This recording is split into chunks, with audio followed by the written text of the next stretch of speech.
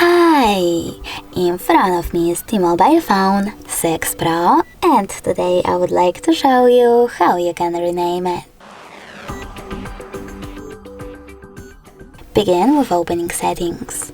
In them you need to scroll all the way down and click on About Phone.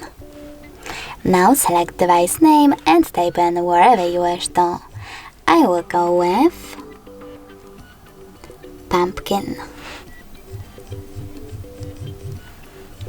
When you're ready, click on OK here and then select OK in device name pop-up. As you can see, after that, name of my smartphone has changed. Thanks so much for watching. If you enjoyed this video, don't forget to leave a like, comment and subscribe. Bye!